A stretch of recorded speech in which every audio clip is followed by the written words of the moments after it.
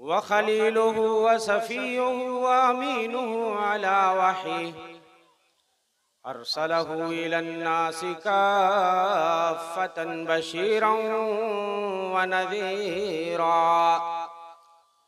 व दाइयन इलल्लाहि बिइज़्निहि व सिराजम मुनीरा। अम्मा बाद फ़क़द क़ाल अल्लाहु तआला फ़ी किताबिहिल हकीम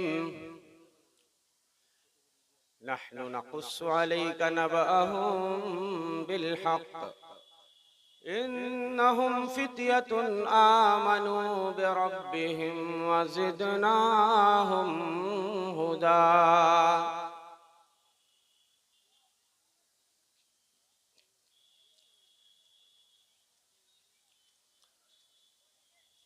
फूंक से ईमान की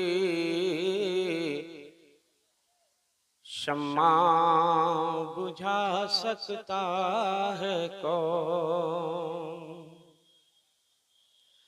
फूंक से ईमान की शम्मा बुझा सकता है कौन।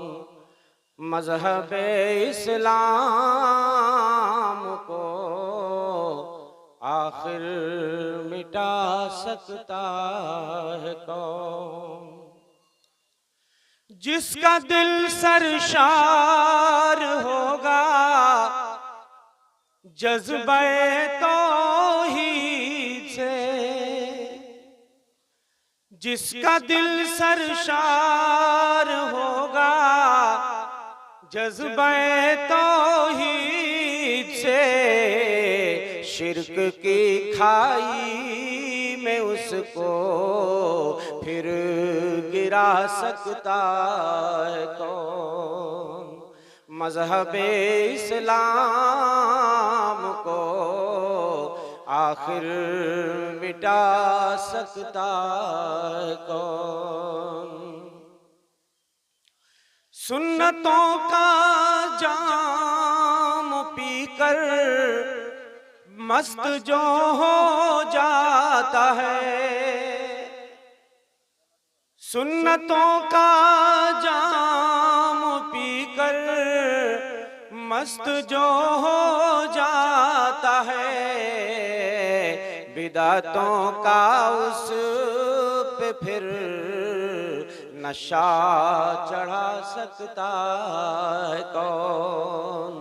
मज़हब इस्लाम को आखिर मिटा सकता है कौन। अहले ईमान के लिए जन्नत में है ऊंचा मुकाम। अहले ईमान के लिए जन्नत में है ऊंचा मुकाम। साहिबे ईमान का रुतबा घटा सकता है कौन। मज़हब इस्लाम को आखिर मिटा सकता है कौन। शम्अ ईमान की हिफाजत मोमिनों करते रहो। युरीदून लियुत्फिउ नूरल्लाहि बिअफ़वाहिहिम। आज पूरी दुनिया दुश्मनाने इस्लाम के चिराग को अपनी फूंकों से बुझाना चाहते हैं, मगर अल्लाह इस चिराग को बुझने नहीं देना चाहता। शम्अ ईमान की हिफाजत मोमिनों करते रहो। ये अगर बुझ जाए तो जन्नत में जा सकता है कौन। फूंक से ईमान की शम्मा बुझा सकता है कौन। मज़हब इस्लाम को आखिर मिटा सकता है कौन। आखिरी बंद मक्ते का शेर हाजिर करता हूं। जो भी वाबिस्ता न होगा दामने इस्लाम से, जो भी वाबिस्ता न होगा दामने इस्लाम से, नारे दोज़ख से उसे अजमल बचा सकता है कौन। नारे दोज़ख से उसे अजमल बचा सकता है कौन। मज़हबे इस्लाम को आखिर मिटा सकता है कौन।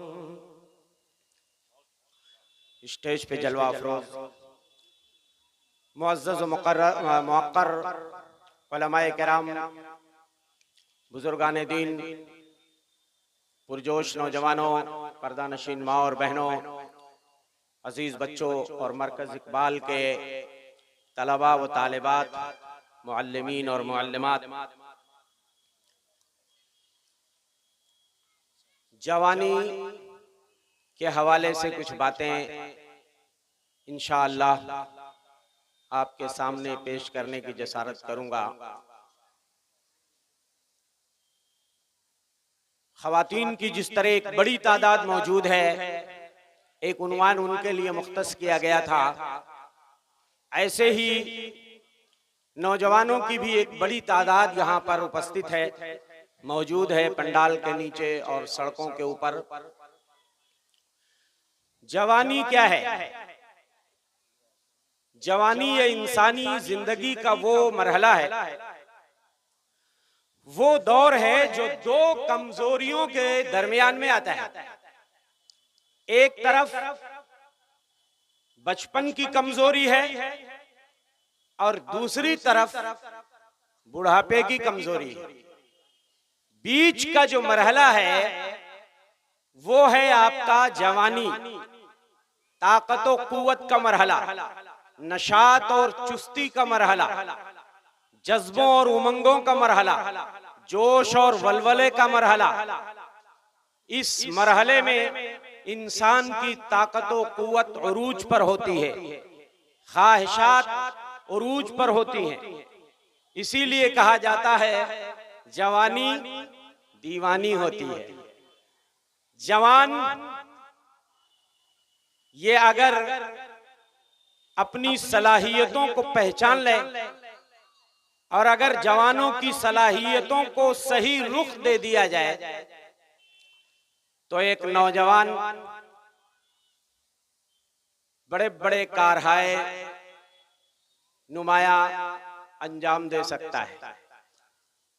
नौजवान अगर सुधर जाए तो मुआशरा सुधर जाता है और नौजवान अगर बिगड़ जाए तो मुआशरा बिगड़ जाता है। दोस्तों, ये हमारी जिंदगी का गोल्डन पीरियड है। इस पीरियड को अगर हमने जाये कर दिया तो जिंदगी भर हमें कफे अफसोस मलना पड़ेगा, सिवाय पछताने के और कुछ हाथ नहीं आएगा। जिंदगी का ये मरहला सबसे अतवल भी है, सबसे अफजल भी है। इतना लंबा मरहला न बचपन को मिलता है, न अधेड़ उम्री को मिलता है, न बुढ़ापे को मिलता है। बुलूगत के बाद आमतौर पे 13, 14, 15 के बाद जब भी बच्चा बालिग हो जाए और बुलूगत का असर जाहिर हो जाए, उस वक्त से लेकर 40 साल तक ये आपकी जवानी है। इतना लंबा टाइम जिंदगी के किसी मरहले को नहीं मिलता है। लेकिन दोस्तों, वक्त गुजरते हुए भी देर नहीं लगती। इसीलिए इमाम अहमद इब्न हंबल रहमतुल्लाह अलैह कहा करते थे, मैं अगर जवानी को किसी चीज से तशबीह दे सकता हूं, मा शब्बहतु शबाबा बेशैइन इल्ला बेशैइन काना फी कुम्मी फसकत मिन्नी, जैसे आस्तीन में कोई चीज हमने छुपाई थी कहीं गिर गई, बस इतना ही टाइम लगता है जवानी को गुजरते हुए। जवानी की अहमियत का अंदाजा इस तरह से भी आप लगाइए। सबसे पहले नबियों पे ईमान लाने वाले कौन थे? नौजवान थे। फमा आमन अले मूसा इल्ला दुर्रियतुम मिन कौमी, मूसा अलैहिस्सलाम पे सबसे पहले ईमान लाने वाले, यहाँ दुर्रिया से मुराद नौजवान हैं। अल्लामा नासिर सादी इस आयत की तफसीर में लिखते हैं, आई शबाबुम मिन कौमे बनी इसराइल, कौमे बनु इसराइल के ये चंद नौजवान थे जिन्होंने फिरौनियों के जुल्म सितम की परवाह किए बगैर हजरत मूसा की दावत पे सबसे पहले लब्बैक कहा था। जवानी की अहमियत का अंदाजा लगाने के लिए यही बात काफी है कि दोस्तों, प्यारे नबी सल्लल्लाहु अलैहि वसल्लम ने जब अपनी दावत का आगाज किया, या अय्युहन्नास क़ूलू ला इलाहा इल्लल्लाह तुफ्लिहू, ऐ लोगो ला इलाहा इल्लल्लाह कह लो कामयाब हो जाओगे। उस वक्त जब कुरैश के बूढ़े दुश्मनी पे उतारू थे, जिद और हट धर्मी पे कायम थे, दुश्मनी कर रहे थे, उस वक्त इन्हीं के अपने जिगर गोशे, इन्हीं के अपने घरानों के चश्मो चिराग नौजवान धड़ाधड़ दामने इस्लाम में पनाह ले रहे थे और इस्लाम की दावत पे लब्बैक कह रहे थे। हजरते अबू बकर जब इस्लाम लाते हैं, तकरीबन 38 साल की भरपूर जवानी है। सैयदना उमर बिन खत्ताब जब इस्लाम लाते हैं, अभी 30 के भी नहीं हुए थे। हजरते उस्मान गनी 32-33 साल की जवानी है। हजरते अली मुर्तजा अभी बिल्कुल बच्चे ही हैं, अभी जवान भी नहीं हुए हैं। हजरते अरकम इब्ने अबिल अरकम, मुसाब इब्ने उमैर, मुआज इब्ने जबल, अब्दुल्लाह इब्ने मसूद, दोस्तों अम्मार इब्ने यासिर, ये सब कौन थे? नौजवान ही तो थे, नौजवान सहाबी थे जो दामने इस्लाम में सबसे पहले पनाह लेते हैं। तो दोस्तों मेरे नौजवानों, जवानी की अहमियत को समझो। आज हमारा नौजवान 14, 15, 16, 17, 18 का हो जाता है। हमारे बच्चे ये समझते वो सिर्फ गेम खेलने के लिए, सिर्फ क्रिकेट खेलने के लिए, सिर्फ इंटरटेनमेंट के लिए पैदा हुए हैं। वो क्रिकेट की पूरी हिस्ट्री उनको मालूम है, किस सन में किस बैट्समैन ने कितनी सेंचुरियां बनाई, किसने कितने छक्के लगाए, कितने चौवे लगाए, और किस फिल्म स्टार की कौन सी फिल्म कब रिलीज हुई। हमारे बच्चों को वो हिस्ट्री तो मालूम है, लेकिन अगर ये पूछ लिया जाए हमारे नबी कब और कहां पैदा हुए, हमारे नबी की कितनी बीवियां थी, हमारे नबी के कितने बच्चे थे, हमारे नबी ने कितनी शादियां की, हमारे नबी मक्का में कितने दिन रहे, मदीना में कितने दिन रहे, तो पता चला हमारे बच्चे को कुछ भी मालूम नहीं है। इसी तरीके से हमारे बच्चे आज घर की भी जिम्मेदारी लेने के लिए तैयार नहीं होते हैं। अगर उनको साग सब्जी लाने के लिए बाजार भेज दिया जाए तो हमारे बच्चे साग सब्जी भी ढंग से खरीद नहीं पाएंगे। उनको अगर मदरसा भेजा जाए, अगर घर वाले मेहनत और मजदूरी करके बच्चों को तालीम दिलाना चाहते हैं तो हमारे बच्चे तालीम में भी बहुत पीछे हैं, मदरसा जाना नहीं चाहते। ज्यादा से ज्यादा 8, 9, 10 के अंदर यहीं पर तालीमी सिलसिला मुस्लिम बच्चों का 90% बच्चों का तालीमी सिलसिला यहाँ पहुँच करके रुक जाता है। 10वीं से ऊपर हमारे बच्चे नहीं जा पाते। तो मेरे भाइयों, मेरे नौजवानों, अपनी अहमियत को पहचानो। मैं आपको चंद मिसालें देता हूँ। जवानी कहते किसको हैं? 18 साल का भरपूर नौजवान हजरत ओसामा इब्ने ज़ैद, जिनको अल्लाह के रसूल सल्लल्लाहु अलैहि वसल्लम ने अपनी जिंदगी के आखिरी अय्याम में कमांडर बना दिया था। एक लश्कर भेजा था गजवा के लिए, जबकि बड़े बड़े हजरत अबू बकर और उमर जैसे लोग मौजूद हैं, बड़े बड़े तजर्बाकार और सिन रसीदा भी मौजूद हैं, लेकिन झंडा एक नौजवान राना 18 साल का नौजवान ओसामा इब्ने ज़ैद के हाथों में प्यारे नबी सल्लल्लाहु अलैहि वसल्लम थमा देते हैं। मुसाब इब्ने उमैर की कितनी उम्र थी? वही 16, 17, 18। अल्लाह अकबर।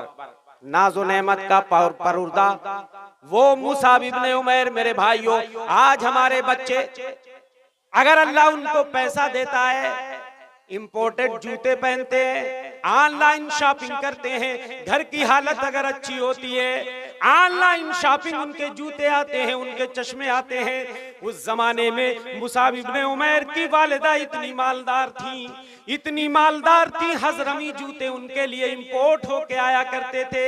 एक जोड़ा जो सुबह पहनते थे, शाम को नहीं पहनते थे। वो मुसाब इब्ने उमैर, मेरे भाइयों, मेरे नौजवानों, हजरत मुसाब इब्ने उमैर इतनी आला किस्म की खुशबू लगाते थे, लोग पहचान जाते थे इस रास्ते से अभी मुसाब इब्ने उमैर का गुजर हुआ है। माँ को पता चल जाता है, बेड़ियों में बांध दिए जाते। अच्छा, तुमने बाप दादा का धर्म ही छोड़ दिया, एक फूटी कौड़ी आज के बाद नहीं मिलेगी तुझको। बेड़ियों में बांध दिए जाते हैं, सारी नेमतें छिन जाती हैं, मौका मिलता है बेड़ियों से आजाद होते हैं, हबश की तरफ हिजरत करके चले जाते हैं। वो मुसाब इब्ने उमैर जिनके बदन में जल्दी सूरज की गर्मी भी धूप भी नहीं लगती थी, आज वही मुसाब इब्ने उमैर हबश की तरफ हिजरत कर रहा है। नौजवान, पैरों में जूतियां भी नहीं है, पैर फट जाते हैं। किसी नौजवान दोशीजा की तरह जिस्म की चमड़ियां इतनी मुलायम और नरम और नाजुक थी, आज वो अरब की उन रेतीली और कंकरीली जमीन में बगैर जूते चप्पल के वो हिजरत कर रहे हैं हबश की तरफ। पैर जगह जगह से फट जाते हैं, पैर से खून बहने लगता है। जब वापस आते हैं, अल्लाह के रसूल सल्लल्लाहु अलैहि वसल्लम उन्हें मदीना इस्लाम का सफीर और मुबल्लिग बना के भेज देते हैं। इस्लाम का पहला सफीर और मुबल्लिग जो मदीना भेजा गया, पता है वो कौन था? कोई अधेड़ उम्र का आदमी नहीं था, बिल्कुल नई उम्र का 18-20 साल का नौजवान, जिसको दुनिया मुसाब इब्ने उमैर के नाम से जानती है। मेरे भाइयों, मेरे नौजवानों, मुसाब इब्ने उमैर की तबलीग और उनकी मेहनत का नतीजा ये था, अल्लाह के रसूल सल्लल्लाहु अलैहि वसल्लम जब मदीना हिजरत करके आते हैं, मदीना का कोई भी घराना ऐसा नहीं था, मुसाब इब्ने उमैर की तबलीग और दावत के नतीजे में कोई घराना ऐसा नहीं था जिसके लोग दामने इस्लाम में पनाह ना ले चुके हों। उहुद की लड़ाई आती है, लड़ते लड़ते शहीद हो जाते हैं। जिस्म पे एक छोटी सी चादर थी। सही बुखारी किताबुल मगाजी की रवायत है, बड़ी ही बेदर्दी के साथ हजरत मुसाब इब्ने उमैर को शहीद कर दिया गया है। एक छोटी सी चादर उनके जिस्म पे है, पैर ढका जाता तो सर खुल जाता, सर ढका जाता तो पैर खुल जाता। अल्लाह के रसूल सल्लल्लाहु अलैहि वसल्लम से सहाबा ने जब शिकायत की, आपने फरमाया इजालू अला रिजलैहि मिनल इज़खिर, ओ मेरे सहाबा जाओ इज़खिर नामी घास काट के लाओ, पैरों पे वो घास डाल दो और वो छोटी सी चादर जो है उससे उनके सर को ढक दो। अल्लाहु अकबर। इसी उहुद की लड़ाई में एक नौजवान है जिसको दुनिया तलहा इब्न उबैदुल्लाह के नाम से जानती है। उहुद की लड़ाई में जब भगदड़ मच जाती है, एक मौका ऐसा आता है, सिर्फ 12 जानिसार साहब आपका डिफेंस कर रहे हैं, आपका बचाव कर रहे हैं। एक एक अंसारी सहाबी आपकी निगाहों के सामने जामे शहादत नोश कर रहे हैं। हजरत तलहा लड़ना चाहते हैं, आपका दिफा करना चाहते हैं, आप उनको पीछे कर देते हैं। कमा अंता, तलहा रुके रहो, अभी तुम्हारी बारी नहीं आई है। 11 लोग शहीद हो चुके हैं। 12वें नंबर पे हजरत तलहा को अल्लाह के रसूल कहते हैं, तलहा चलो तुम भी जोर आजमाई करो। लड़ते लड़ते हजरत तलहा इब्न उबैदुल्लाह की एक उंगली कट जाती है, जबान से हंससे नक्शे का लफ्ज निकलता है अरबी जबान में दर्द के इजहार के लिए। जैसे हमारी कोई उंगली कटती है, हम सी करते हैं दर्द की टेस की वजह से, दर्द की शिद्दत की वजह से। कायनात के इमाम मदनी सरदार ने फरमाया, लौ कुल्त बिस्मिल्लाह लरफत कल मलाइका। ओ तलहा, जब तुम्हारी उंगली कटी थी, अगर तुम बिस्मिल्लाह कह लेते, तुम्हारा मकाम अल्लाह की निगाहों में इतना है, फरिश्ते तुम्हें आसमानों में उठा ले जाते। आपने फरमाया, मन सर्रहु अन यंजुरा इला शहीदिन यमशी अला वजहिल अर्द। अगर कोई किसी शहीद नौजवान को जमीन पे चलता हुआ देखना चाहता है, फलयंजुर इला तलहा इब्ने उबैदिल्लाह। किसी शहीद को जिंदा अगर देखना चाहते हो तो तलहा को देख लो, जो जमीन पे चल रहा है, मगर उसे प्यारे नबी ने शहीद का लक़ब दिया। मेरे नौजवानों, आज तुम कहाँ हो? न तू तालीम में आगे, न कारो बार में आगे। किस चीज में हमारा नौजवान आगे है आज? मैंने कहा खेल कूद में आगे है, सोशल मीडिया पे एक्टिव होने में हमारा नौजवान सबसे आगे है, चैटिंग करने में, वीडियो कॉलिंग करने में, खेलने में, गेम खेलने में, फुटबॉल खेलने में, क्रिकेट खेलने में, इसी चीज में हमारा नौजवान आगे है ना। न तू तालीम में आगे, न कारो बार में आगे, कहीं गफलत वो बेकारी तुझे बर्बाद ना कर दे। कभी गुट खा चबाता है, कभी बीड़ी जलाता है। अरे जालिम नशाखोरी तुझे बर्बाद ना कर दे। कभी यूट्यूब पर नाचे, कभी टिकटॉक पर थिरके। अरे जा कहीं गंदी अदाकारी तुझे बर्बाद ना कर दे। मेरी बहनें भी यहाँ तशरीफ रखती हैं। मैं एक वाकया, एक सहाबिया हजरत उम्मे उमारा नसीबा बिनते काब अल-माज़निया अल-खज़रजिया अल-अंसारिया हैं, जिन्होंने उहुद की लड़ाई में प्यारे नबी सल्लल्लाहु अलैहि वसल्लम के डिफेंस और बचाव की शहादत हासिल की। जब आपने देखा बड़े बड़े सहाबा के पैर उखड़ चुके हैं, लोगों में भगदड़ मच गई है, हजरत उम्मे उमारा जख्मियों को पानी पिलाने के लिए गई थी और जख्मियों को मरहम पट्टी करने गई थी। लेकिन जब देखा कि अब्दुल्लाह इब्ने कमआ नामी बदबख्त ने प्यारे नबी सल्लल्लाहु अलैहि वसल्लम पे हमला कर दिया है और तलवार से आप पे वार की है और खून की कड़ियां आपके रुखसारे मुबारक में पेवस्त हो गई हैं, आप गड्ढे में गिर गए और आपके दंदान भी टूट गए हैं। हजरत उम्मे उमारा नियाम से तलवार निकालती हैं, अब्दुल्लाह इब्ने कमा का पीछा करती हैं और उसके कंधे पे जोरदार वार करती हैं। यहाँ तक कि हजरत उम्मे उमारा ने जब वार किया, 2 जिरहें उसने पहनी थी, उनकी तलवार असर नहीं करती है। अब्दुल्लाह इब्ने कमा पलट के उन्हें मारने की कोशिश करता है, तलवार से हमला करता है। 12-13 जख्म आए हैं, खुद भी लड़ रही हैं, उनके शौहर ज़ैद बिन आसिम मुज़नी भी लड़ रहे हैं, बेटा हबीब भी लड़ रहा है, बेटा अब्दुल्ला भी लड़ रहा है। पूरा घराना नबी का डिफेंस और बचाव कर रहा है। इस्लाम की खातिर मेरी बहनों ने कितनी कुर्बानियां दी हैं। अल्लाह के रसूल सल्लल्लाहु अलैहि वसल्लम देखते हैं, दाएं तरफ देखते हैं उम्मे उमारा लड़ रही हैं, बाएं तरफ उम्मे उमारा लड़ रही हैं, पीछे उम्मे उमारा लड़ रही हैं, आगे उम्मे उमारा लड़ रही हैं। आपने फरमाया, मैं युतीकुम मा तुतीकीन या उम्मा हमारा। अरे तुम्हारे अंदर जो फौलादी ताकत है, जो शहामत है, जो जुरात है, जो शुजाअत है, जो बहादुरी है, औरों में नहीं है। कहते हैं अल्लाह के रसूल, उम्मे उमारा कुछ मांगना है तो मांग लो, कोई तमन्ना है तो बता दो। उम्मे उमारा कहती है अल्लाह के रसूल सल्लल्लाहु अलैहि वसल्लम, कोई तमन्ना नहीं है, तमन्ना तो सिर्फ इतनी है, आप दुआ कर दीजिए अल्लाह हमें, हमारी फैमिली को आपके साथ जन्नत में रखे।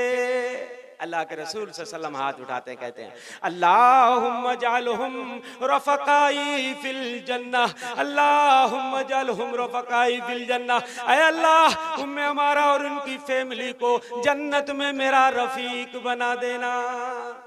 मेरे भाइयों, ये बड़ी कुर्बानियां दी हैं नौजवान खवातीन ने और नौजवानों ने दीन इस्लाम के लिए और शजर इस्लाम की आबियारी के लिए। नौजवानों ने बड़ी कुर्बानियां दी हैं, अपनी जानों का नजराना, माल और दौलत का नजराना। मेरे भाइयों, मेरे नौजवानों, आखिरी बात जो मैं आपसे कहूंगा कि आप अपनी अहमियत को पहचानिए।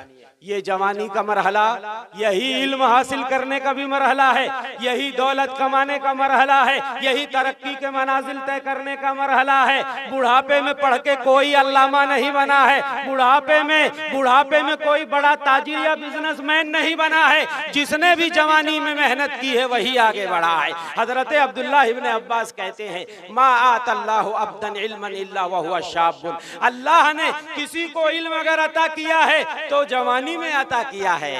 वल खैरु कुल्लुहु फिश्शबाब, पूरा का पूरा खैर और भलाई जवानी के अंदर है। जवानी की अहमियत को समझो और जवानी में अमल करो। हजरत सरी सक्ति रहमहुल्लाह फरमाया करते थे, या माशर शबाब, ऐ जवानों की जमात, अना लकुम इबरा, मैं तुम्हारे लिए इबरत हूँ। इअमलू फइन्नल अमल फिश्शबीबा, अमल करो इसलिए कि असल अमल का मजा तो जवानी में होता है। और यही बात हजरत हफ्सा बिनते सिरीन से भी मरवी है, कहती थी इअमलू फइन्नल अमल फिश्शबाब, अमल करो। जवानी की अमल अल्लाह, जवानी का अमल अल्लाह को बड़ा महबूब और पसंदीदा है। क्यों मेरे नौजवानों, कभी गौर किया आपने? इसलिए कि जवानी में ताकत और कुव्वत का गलबा होता है, नफसानी ख्वाहिशात का गलबा होता है। और ऐसे में एक नौजवान अगर अपने नफ्स पे कंट्रोल कर लेता है, नौजवान जवानी में मुस्तकबिल के सपने देखता है, मुस्तकबिल के ख्वाब बुनता है। क्या करता है? फला जगह बंगला बनाएंगे, फला कार खरीदेंगे, यही ना। अब ऐसे में एक नौजवान अगर अपने आप पे कंट्रोल कर ले और जवानी की बाग को मोड़ दे अल्लाह की इबादत की तरफ, वो अल्लाह का चहेता हो जाता है। इसीलिए अल्लाह के रसूल फरमाते, इन्नल्लाह ला यअजबु मिनश्शाब लैसा लहू सबवा, अल्लाह भी ताज्जुब करता है, खुश होता है उस नौजवान से, जवान होने के बावजूद ताकत की भरमार है, ख्वाहिशात की भरमार है, फिर भी गुनाहों की तरफ लपकता नहीं है, गुनाहों की तरफ उसका मैलान बड़ा कम होता है। जवानी में हमारे बहुत सारे नौजवान लाहो लईब में, इंटरटेनमेंट में खुश नसीब है वे नौजवान बच्चे। ये भी तो नौजवान हैं जो हिफ्ज़ कुरान मजीद को अपने सीनों में हिफ्ज़ कर रहे हैं। कितने नौजवान हमारे ऐसे हैं जिन्हें कुरान पढ़ना नहीं आता, कुरान की तालीम उनके घर वालों ने नहीं दी है। अल्लाहु अकबर। हजरत अब्दुल्लाह इब्न अम्र बिन आस एक नौजवान थे, कहते हैं जमातुल कुरान फक़रातुहु कुल्लहु फी लैला, मैं कुरान का हाफिज बन गया, मैंने अपना मामूल बना लिया, एक ही रात में मैं पूरा कुरान पढ़ के खत्म करने लगा। अल्लाहु अकबर। ये है जवानी, एक रात में पूरा कुरान पढ़ के खत्म करने को मामूल बना दिए। अल्लाह के रसूल सल्लल्लाहु अलैहि वसल्लम शफ़क़त से समझा रहे हैं, ऐ अब्दुल्ला, शायद तुम्हारी उम्र लंबी हो जाए, तुम इस अमल पे बाकी न रह सको, कोई ऐसा अमल करो जिसको तुम बराबर करते रहो, बुढ़ापे तक करते रहो, शायद बुढ़ापा आए तो तुम ये अमल न कर सको। अल्लाह के रसूल सल्लल्लाहु अलैहि वसल्लम जो भी अमल करते थे बराबर उसको करते थे। ऐसा करो एक महीने में कुरान खत्म कर लिया करो। हाँ, क्या कहते हैं, दानी अस्तमतु मिन शबाबी व कुव्वती या रसूल अल्लाह, अल्लाह के रसूल मुझे इजाजत दीजिए, मैं अपनी जवानी और अपनी ताकत से फायदा उठाना चाहता हूँ। अभी जवानी है, मैं भर भर के कुरान पढ़ना चाहता हूँ। 30 पारे रोज पढ़ना चाहता हूँ। आपने कहा नहीं ऐसा मत करो, चलो 20 रात में खत्म कर लो। कहने लगे नहीं अल्लाह के रसूल अभी तो जवानी है, मुझे इजाजत दीजिए, मैं इससे ज्यादा अमल कर सकता हूँ। आपने कहा चलो 10 रात में कर लो। कहा नहीं नहीं मेरे अंदर और ज्यादा ताकत है। कहा चलो 7 रात में खत्म कर लो। इससे आगे आपने इजाजत नहीं दी, और बाज रिवायतों में 3 रात से आगे आपने इजाजत नहीं दी। कुरान से मेरे नौजवानों अपने आप को जोड़ो, ख्वाब गफलत से बेदार करो। ये मरकज़ इकबाल है, या इसी तरीके से झारखंड की सरजमीन में और आपके इसी सोनाजोरी में अल्हम्दुलिल्लाह पिछले साल मैं आया था यहाँ, जब दौरे में मैं कह के गया था इंशाअल्लाह ये आपका इलाका मदीनतुल इल्म बनेगा। क्या बनेगा? मदीनतुल इल्म बनेगा। 3 नौजवान फैजी यहाँ पे खड़े हुए, और ये हमारे शेख मोहतरम के 3 के तीनों ही शागिर्द हैं। सुभान अल्लाह, आज शेख भी मौजूद हैं। कितनी सादत की घड़ी है। आज 3 नौजवानों ने जो बेड़ा उठाया है, और फ्रंट पे हमारे शेख, हमारे अजीज दोस्त और मोहतरम शेख मुस्तफा कमाल फैजी। दिन ब दिन मैं देख रहा हूँ चटियल मैदान एक छोटी सी कुटिया थी, और शेख मेराज रब्बानी भी थे, और मुझ नाचीज समेत हम लोगों ने उसका उद्घाटन किया था। हमने कहा शेख अरे आप इस छोटी सी कुटिया में आप बच्चियों के लिए हिफ्ज़े कुरान का सेटअप बना रहे हैं, ये कैसे होने वाला है? कहा शेख दुआ कीजिए, आप अगली साल आएंगे, अगले साल आएंगे तो इंशाअल्लाह नक्शा बदला हुआ मिलेगा। अल्लाह अकबर। इतने महदूद वसाइल में कोई बाहिम्मत नौजवान ही ये कदम उठा सकता है कि बच्चियों का हॉस्टल भी और क्लास भी एक छोटी सी कुटिया में। अल्हम्दुलिल्लाह जो काम शुरू, और मेरे भाइयों इखलास से जो काम होता है अल्लाह उसी में बरकत देता है। और आज 1 साल भी नहीं गुजरे हैं कि जब दोबारा मैं यहाँ सोनाजोरी और बरहेट की सरजमीन पे आया हूँ। कसम अल्लाह की मुझे अपनी निगाहों पे यकीन नहीं आ रहा था, ये क्या से क्या हो गया। बिल्डिंग भी बन गई, उधर मरकज़े इखलास गया, जब जामिया इखलास की भी बिल्डिंग बन गई। अल्हम्दुलिल्लाह आप सब लोगों का ताउन चाहिए। ये नौजवान इस आपके इलाके को इंशाअल्लाह मदीनतुल इल्म बगदाद बना के छोड़ेंगे। आपके ताउन की जरूरत है, इनको हौसला दीजिए और ख्वाब गफलत से बेदार हो जाओ। मेरे नौजवानों इस मौके से फायदा उठाओ। बात बहुत है, मैं और कुछ कहना नहीं चाहता हूँ, बस सिर्फ ये कहना चाहता हूँ कि ख्वाब गफलत में सोए हुए मोमिनो ऐशो इशरत बढ़ाने से क्या फायदा।